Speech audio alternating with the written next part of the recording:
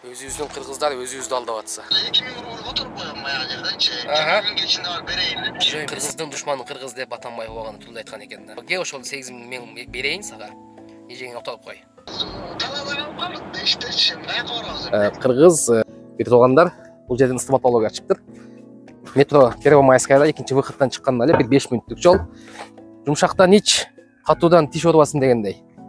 Тишиң оорса көп нерседен ашкысың каласың да. Кызгонукту басабыз, киребиз. Туугадан стоматологдун көрөсү бар. Парковка. Бул жакта полный мына көчө бесплатный экен, а вот Измайловский бульварда 40 рублейден парковка бар. Иштөө графиги 9-дан кечки 9-га чейин ежедневно без входной. Бул жакта полный. Эмеге керектүү нерселер бар экен. Ассалам алейкум тууган. Мана ассалам алейкум. Вот бул жакта полный аппаратура бар. Ассалам алейкумдар. Аппаратуралар туугандар жаңы, ремонту да жаңы экен, вот полный сертификаттары полный бар. То есть орозо бүткүчөңдү 25% акция жолотот экен, скидка. Любой тишти калсаң, сизге 25% скидка алып берет. Бул жакта да полный аппаратурасы, бул жакта да мына ремонттон алат туугандар.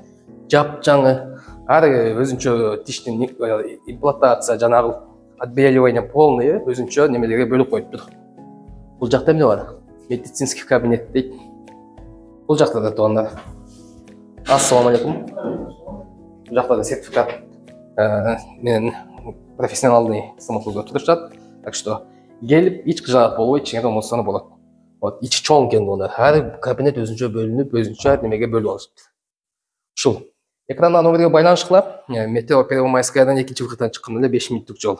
Өзү графиги 9-дан 9-га иштейт экен, бирок түнү, кээбилер түнү сурап калышат да.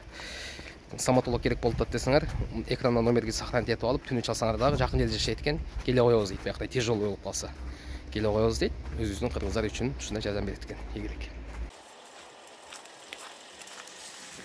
Кантип тамек чекпей коебуз анан өзүбүздүн кыргыздар өзүбүздү алдап атса.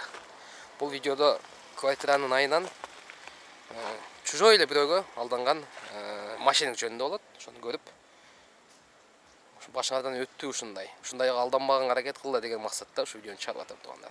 Хорошо, 2000 рубль которуп коем баягы жерденчи. 2000 кечинде бар берейин депчи. Сразу 2000 задаток таштап кой деди, Жок, мен таштап коеюн анда. Рекламаны алып салайынбы дейт, аны таштап коеюн, рекламада задаток берип коеюн, 2000 рубль 20 кечинде берейин деди. Реклама каяктан кетти? Жерде чулуданбы? Короче, келинчегим телеграмдан алып, бирөө жазды, биз барып кечинде жакшы квартира экен. Акчабыз күнүм зарплат тийбей калды, бара албай калды деп бирөө жазды да, буга барганбыз депчи. Ал телеграмдан келинчегиме жазган перепискасын бүт удалить ал дагычы, ал жерденчи. Анан кайра мага чалып атпай, байке картон номеринизди айтып коюңуз, мага бирөө которуптур, 2000 рубль которуп коеюн дейт. Акча кимге кеткени чыгат да? Нурсултан деп чыгат экен, мен Альфа банкка которгом, ал номери бар, чордоя атып, ал номерди өчүрүп коюптур. Телеграмда, WhatsApp'та, только Телеграмдан переписка болгон жерде фондо сүрөтү, сүрөтү болбойт дейсиң да? Жок, фондо Телеграмдан өзү да чыгып кеттир, перепискалар бүт өчүрүп кеттир. Көтүнүң. Телеграмдан. Туугандар, ассалам алейкум. Мен WhatsApp'тан, таксопарк группадан көп балдар менен сүйлөшөм. Көргөн эле эмесмин, бирок WhatsApp'тан сүйлөшүп алып калышып турабыз. Маалыматтардан бөлүшүп дегендей. Кече мага бирөө чалып калды, ушундай. Мени квартиранын айынан алдап кетти. Азыр эле болду, көчөдө калдым деп. Өзүбүздүн эле кыргыз бир туугандар. Башка чужой кыргыздын душманы кыргыз деп Атамбаев убагында тулда айткан экен да. Келинчеге келип, комната снимать этели деп Телеграмдан группалар бар, толтура группа. Адамды эле көп, 50 000, 60 000 подписчиги бар. Катталуучусу бар. Люблино жактан мага комната керек дегенде бирөө байланышка чыккан. Комната бар менде, как раз 22 000ге. Деп сүйлөшкөн. Комнатанын сүрөтүн көргөзүлө десе, жөнөткүлө десе, жөнөткөн полный. Перепискасы полный бар. Переписканы бирок кийин өчүрүп таштаган полный. Комнаталарын көргөзгөн, кухнясын көргөзгөн. Хорошо деп 2 000 акча которгон. Задаток которуп коесузбу дегенде, которгон номерин таштап коем. Номерине чалып, эрмектесеңер болот зериккенде. Азыр вообще бир да номерден чалсаң неме дейт. Телеграмдан жазсаң, жазбай турган кылып койгон дейт. Анан которду, хорошо, кечинде барабыз деген. 1-2 сааттан кийин чалган, 2 сааттан кийин чалып, Байке эже мага 8 миң акча отуруп койду. Сиздин 2 миң акчаңызды отуруп коюн. Ошо эже алат окшойт деген майында айтканда. Анан биз сүйлөштүк го. Квартираны мен задат котордум го. Ке ошол 8 миң берейин сага. Эжеңи отуруп кой. Квартираны мен кечинде барып көчүп барабыз дегенби. Сразу анан 8 миң отурган. Ошодон кийин Телеграмындагы, WhatsApp'ындагы полный блок кылып бул баланы. Анын өзүн жазгандан ошол бала жазган переписканы полный өчүрүп экранда көрсөңөр болот. Телеграмды вообще Телеграмды жазганга болбой турган кылып коюптур. Любой WhatsApp'тан, любой телефондон чалса да звонок кетпей турган кылып коюптур. Ошентип ошол бала орто жолдон же квартирадан жок, же акчадан жок. То есть 10 миңди жөндөн 22 миңге сүйлөшкөн экен комнатаны. Ошентип алданып көчөдө калдык дейт. Кичине эле бош келсең Москвада алдап кетет. Өзүбүздүн эле кыргыздар, жаш балдар көбүнчө эле риэлтор болобу, ушундай издейм, любой сен үстүңөн акча иштегиси келет. Бар, ар кимдин өзүнүн иш кылган иш кызматтын акысын алыш керек. Бирок кээ бирлери орто жолдон акча иштеп, ушундай жаман үйрөнүп калышкан. Булар ошондой каналдарды, ошондой группаларга кирип алышат, дагы ошондой карап турат.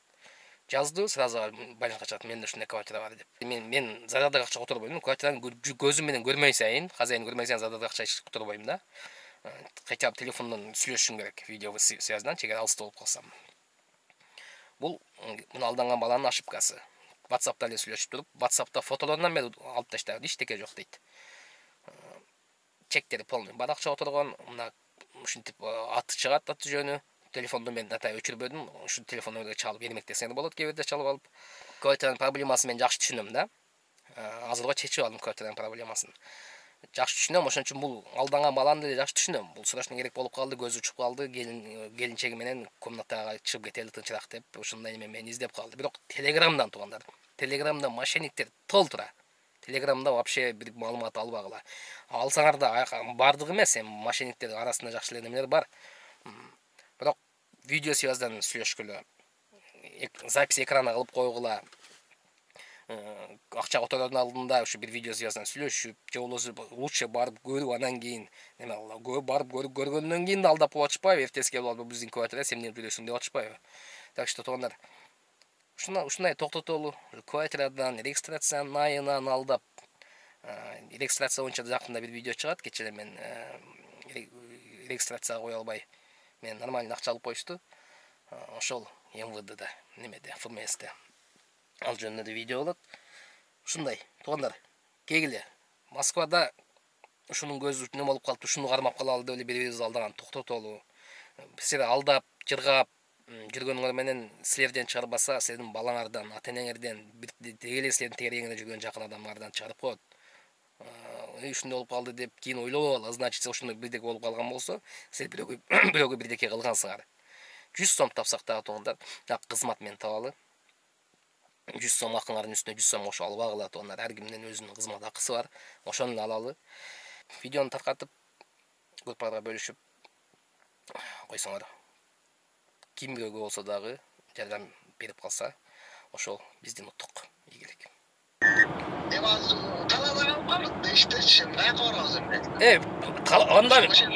Анда неме?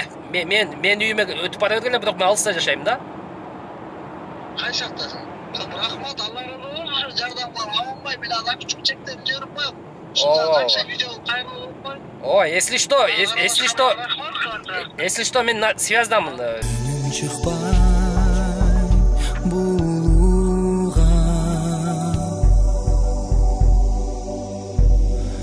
Үміт қамшы